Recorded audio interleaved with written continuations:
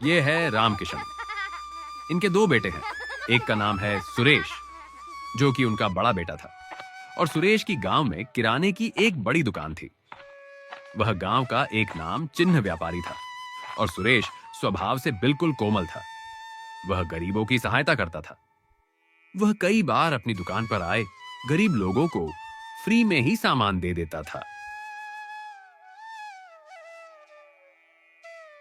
ये है गायत्री, सुरेश की पत्नी। गायत्री भी सुरेश की तरह कोमल दिल वाली व दूसरों के प्रति सम्मान की भावना रखने वाली स्त्री थी। सुरेश और उसका परिवार कबीर भगवान की भक्ति करते थे। उनकी एक छोटी गुड़िया भी थी, जिसका नाम था सुहानी। बेटा सुहानी, कहीं गिर मत जाना।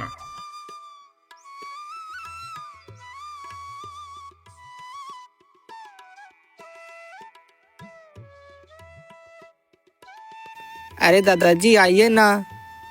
अरे नहीं बेटा, मुझसे इस उम्र में कहाँ दौड़ भाग होगी। तुम बच्चे अपना आराम से खेलो।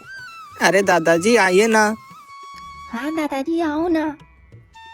अच्छा ठीक है, चलो खेलो। अब तुम भागो, मैं पकड़ता हूँ।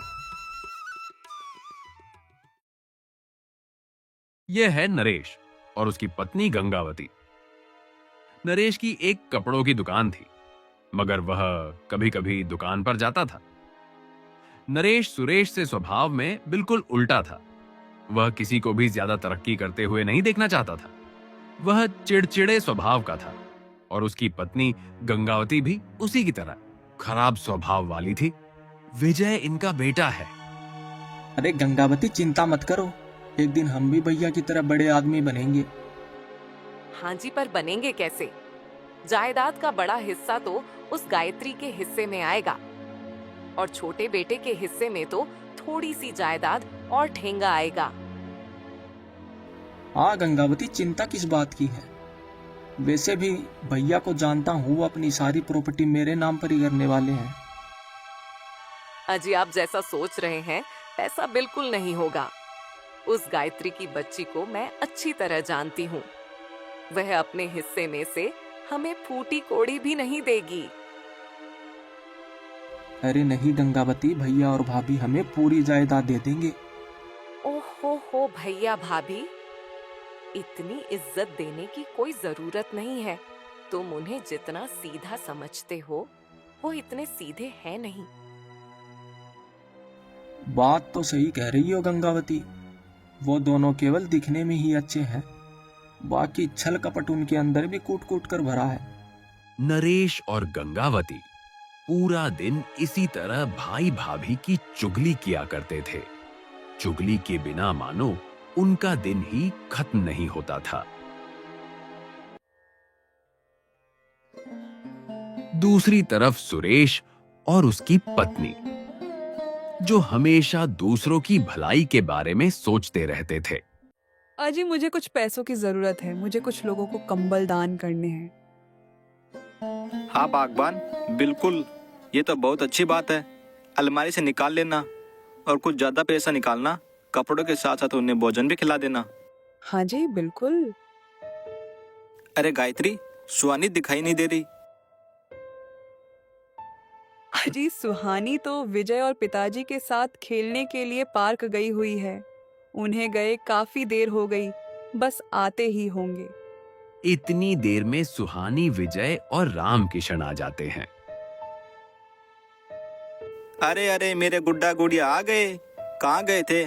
मैं तो तुम्हें ढूंढ रहा था। पापा पापा, मैं तो विजय और दादाजी के साथ खेल रही थी। अच्छा अच्छा। बड़े पापा, मुझे लाइट वाले जूते ला कर दीजिए ना। अच्छा, लाइट वाले जूते चाहिए? हाँ बड़े पापा। अरे पिताजी, खड़े क्यों हो? बैठिए ना। अरे गायत्री, पिताजी के लिए चाय बना कर लाओ। जी अभी लाई। अरे हाँ बेटा, मेरे चिंटू मिंटू के लिए लाइट वाले जूते ला कर दो। हाँ पिताजी, शाम को ला कर देता हूँ। और बेटा, दुकान कैसी चल रही है? पिताजी, आपकी दया से एकदम सही चल रही है। बहुत अच्छी बात है बेटा, इसी तरह मेहनत करते रहो, ऊपर वाला तुम्हें और भी ज्यादा सुख दिखाएगा। जी बिल्कुल पिताजी। अरे वाह बेटा, चाय तो बहुत अच्छी बनाई है। भगवान ने तो मानो बेटी के रूप में हमें अन्नपूर्णा ही देती है। आप पिताजी बिल्कुल सही कह रहे हो। गायत्री के हाथ में तो जादू है, जादू।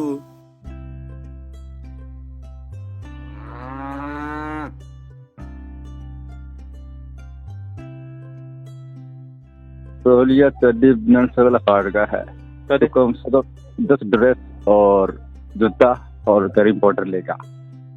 भाई आदमी ना सामान कौन दिया के थे? वह मतलब आप तो वीडियो थे ना तो थे जाके दिखाता। ये मेरे लाने की दिक्कत है, दिक्कत रहते बाजार में।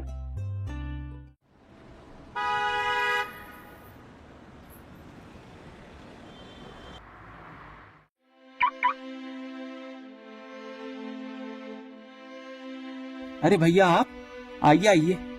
अरे गंगावती देखो भैया आए हैं, इनके लिए चाय बनाकर लाओ। जी अभी आई।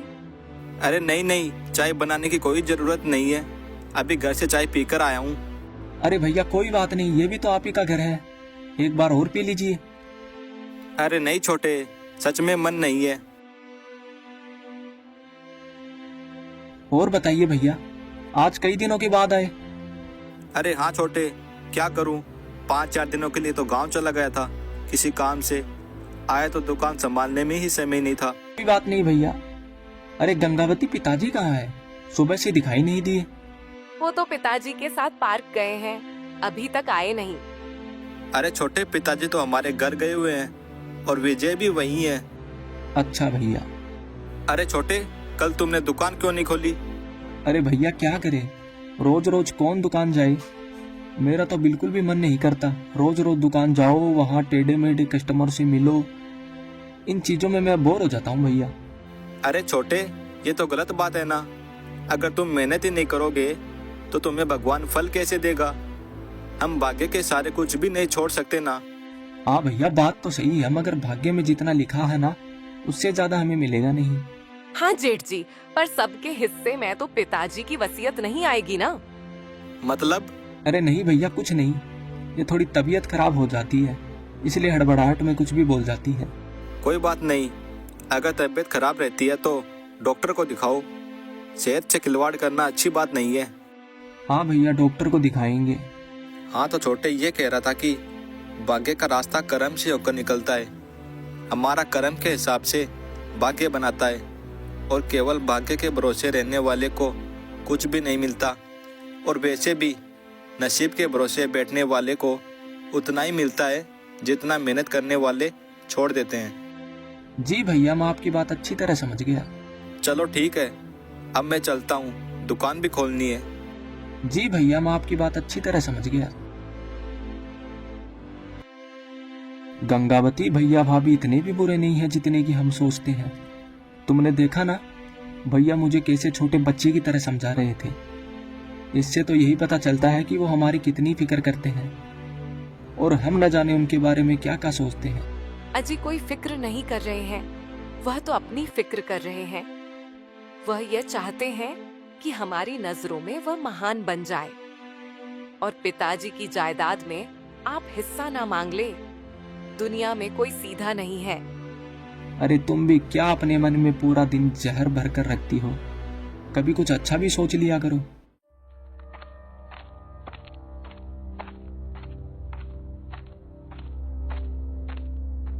अरे कहीं ये भाई की बातों में डूब ना जाए, वरना मेरे हाथ जायदाद का 1 रुपया भी नहीं मिलेगा। कुछ दिनों के बाद रामकिशन की तबीयत बहुत ज्यादा खराब हो जाती है। सुरेश और नरेश चिंता में आ जाते हैं। पिताजी आप बिल्कुल भी चिंता मत कीजिए, आप बिल्कुल ठीक हो जाएंगे। हाँ पिताजी आप बिल्कुल ठीक हो जाएंगे, चिंता ना करें। अरे बेटा, अब मैं ठीक नहीं होने वाला, मेरा अंतिम समय चल रहा है। सुरेश और नरेश की आंखों में पानी आ जाता है। नहीं पिताजी, ऐसा मत कहिए।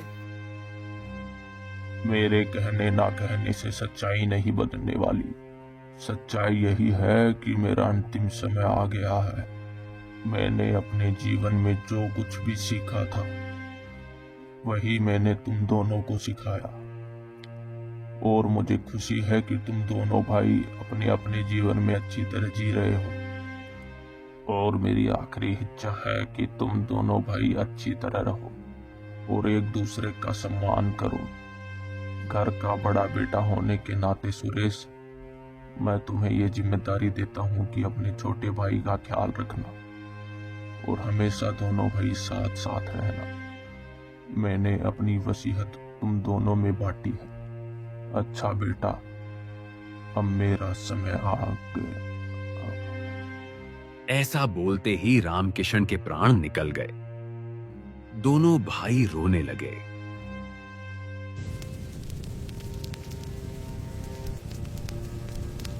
दोनों भाइयों की आंखों में आंसू थे। पिताजी को खोने का दुख उनके सीने में जमा हुआ था।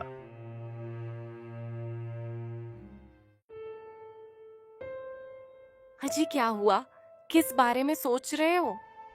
कुछ नहीं गंगावती, बस पिताजी की बहुत याद आ रही है। उनकी वो पुरानी बातें सुनने के लिए कान तरस गए हैं, मगर अफसोस अब वो आवाज कभी सुनने को नहीं मिलेगी। माँ तो पहले ही चली गई छोड़कर, और अब पिताजी भी नहीं रहे। अजी अब हम क्या कर सकते हैं? जो होना था वो तो हो गया। अब किसी चीज का कोई फायदा नहीं। हाँ तुम सही कह रही हो, मगर क्या करें, अब बाबूजी की याद आ जाती है।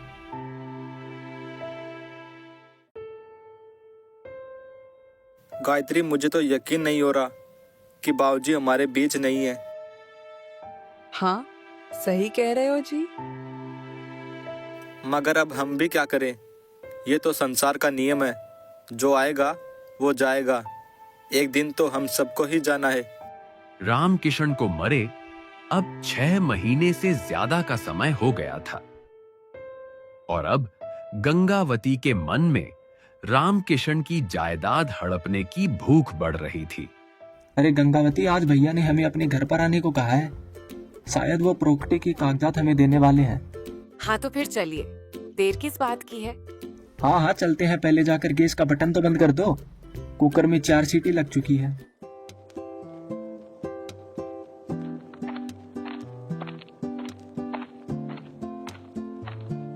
अरे आओ आओ छोटे, तुम्हारा इंतजार कर रहा था। अरे कैसी हो गंगावती? मैं तो एकदम ठीक हूँ। क्या हुआ भैया, आज अचानक से मुझे क्यों बुलाया?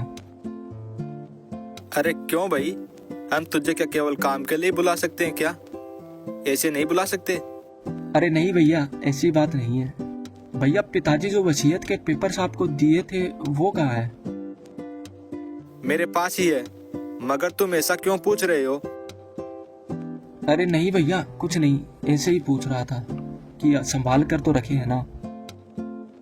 अरे हाँ हाँ, बिल्कुल संभाल कर रखे हैं। इतने में ही गंगावती बीच में ही बोल पड़ती है। अजी अब इसमें क्या शर्माना, बोल दीजिए। क्या बात है नरेश, कुछ कहना चाहते हो? वो भैया, दरअसल वो। जेठ जी मैं बताती हूँ।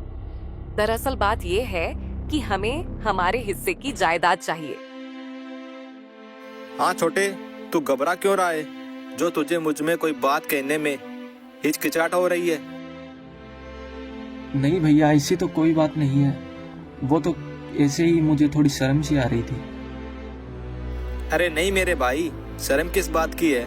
एक काम करो, रविवार को मैं छुट्टी कर लेता हूँ। अभी तो मुझे बिल्कुल फुर्सत नहीं है।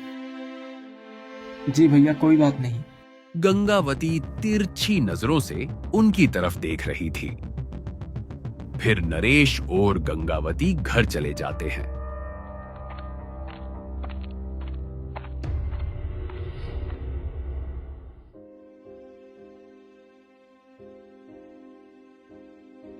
चलो अब तो खुश हो ना, रविवार को हमारे हिस्से की जायदाद हमें मिल जाएगी। अरे खुश काय की, उन्होंने आपको बहाना लगाकर भेज दिया ताकि उन्हें कोई तिकड़म करने का थोड़ा समय मिल जाए। हाँ गंगावती, लग तो मुझे भी ऐसा ही रहा है कि भैया भाभी कोई चाल चलने की फिराक में है, पर अब देखते हैं कि रविवार को क्या होता है। रविवार का दिन आ जाता है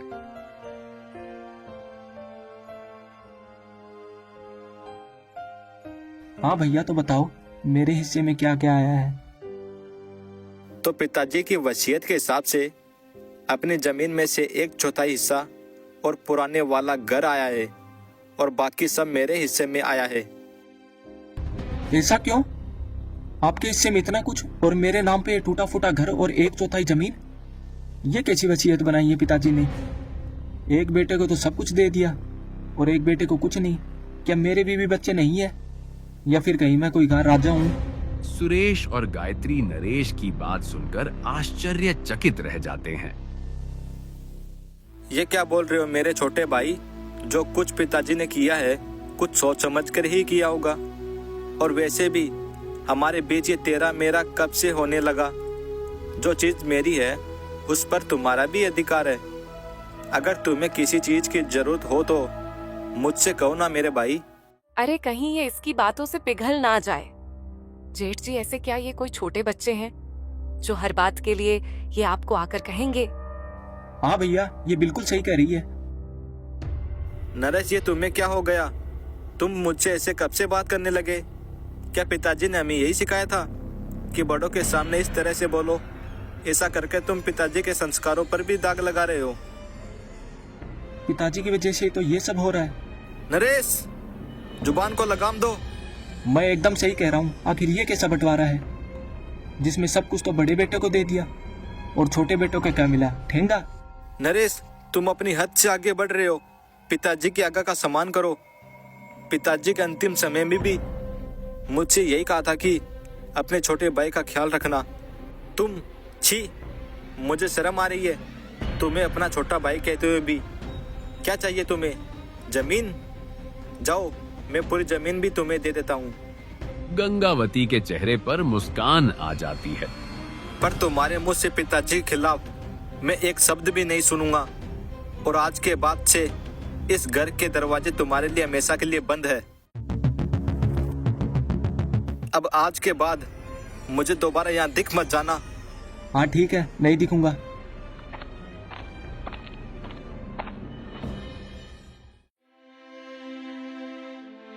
अजी, यह क्या हो गया? नरेश तो ऐसा नहीं था। यह जरूर उस डायन का किया धरा है। हाँ गायत्री, सही कह रही हो।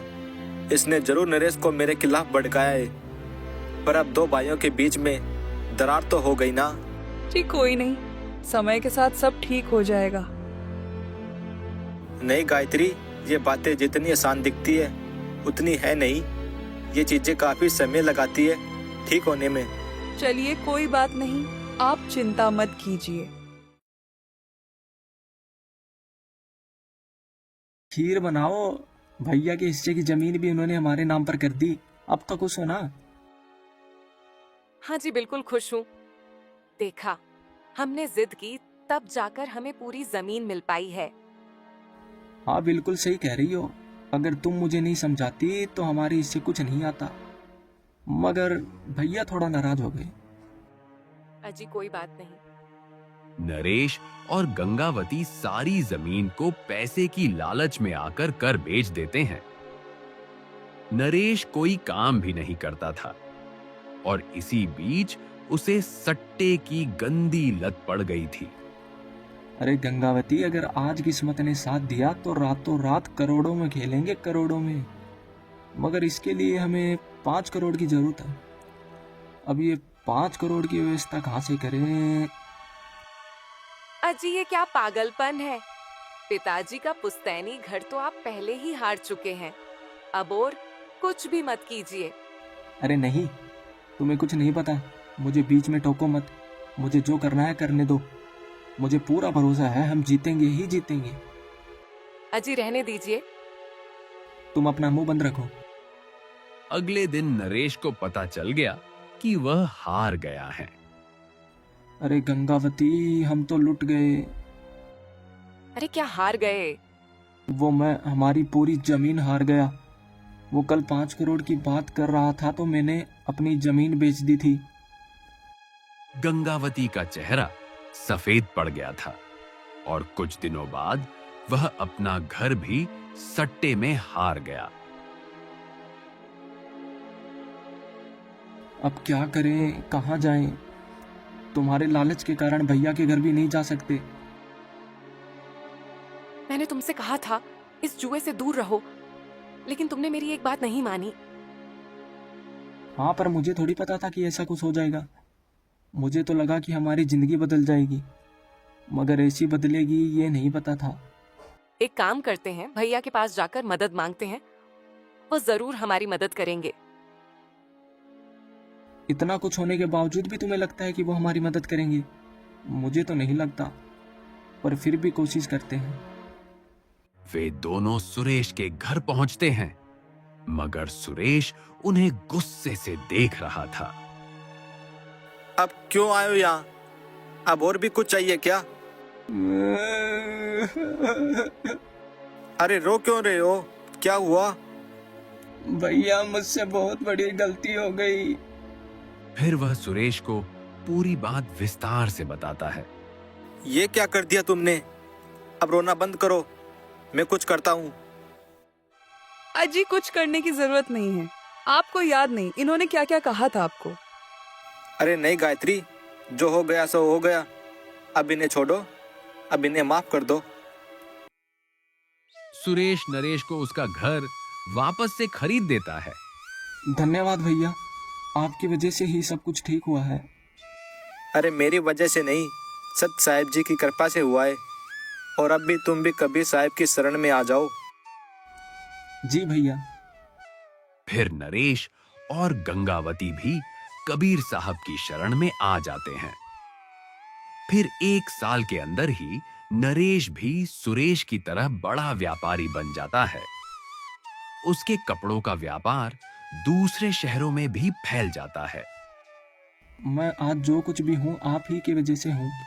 मुझे सही रास्ते पर लाने के लिए धन्यवाद, और भाभी आपका भी। अरे मेरे भाई, मैंने कुछ नहीं किया। जो किया वो कबीर साहिब ने किया है।